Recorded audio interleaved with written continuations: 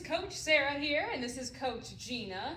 Thank you guys so much for coming in for your first workout. You did amazing. I just want to go over our 6 basic movements that we will go through on every single workout. So Coach Gina is going to demonstrate the moves while I talk you through them. The very first move is our squat. So she's going to take her feet at about hip width apart. She's going to keep her core from her spine all the way down straight. She's going to be bending these knees. These knees have to bend for a squat so that her hips sit back and then her knees bend. Our second movement is a hinge. She's going to be taking those hips and sending them backward. But notice her knees are not bending. She's just pushing those hips back, so they're really working on that core movement and that hip health. So keep those knees in a slight micro bend, but they don't move past that. She is solid through her feet, and she keeps that chest nice and proud. All right, our next one is a row or pull movement. We do tons of rows in our class. So you're going to have weights, you're going to have bands, you're going to have TRXs, but the big thing about a pull movement is you're coming from away from your body and bringing it in towards the center of your body. So when she has these dumbbells, she has her arms going away and then she's pulling them into the center of her body, staying strong throughout that core and then driving those elbows back. All right, our next one is a proper pickup. This one's so crucial for your back health.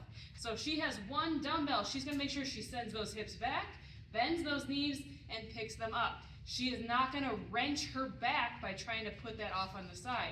So she's going to hinge those hips back, bend those knees, bring it up, and then we'll do these carries. We'll bring them off to the side. So you got to properly pick up with both hands, never one. Both hands are going to pick them up, and then we're going to carefully put it over to the side without wrenching our backs. Excellent. So keeping that weight in that side, we will have staggered stances or gait walks every so often. So a staggered stance, instead of having both feet right next to each other on that same train track, you're going to have them off to the side. So one's going to be forward, one's going to be back. Sometimes we might have the toe down but the heel up. Sometimes they might be flat. And sometimes we might just be going for a walk while holding that weight, because this is a functional movement we do very, very often. Making sure we're holding that chest tall, those eyesight is up, and we're making sure that heel goes down first and then that toe.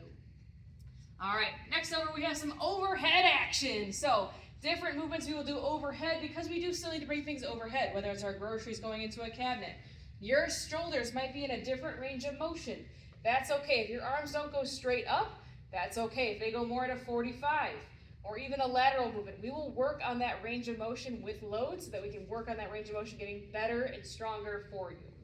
All right, and our last one is everyone's favorite, getting up and down off the floor. So Gina's going to demonstrate our laying down, the proper way to get up from our lay down. She's going to drop this knee down to the ground. She's going to roll to that side. As she rolls, she's going to push up with her arm, get to those all 4 position, push up into that lunge, and come standing.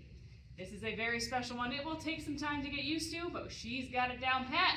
She's been coaching it for a year. Woo! All right, guys. I will see you next time.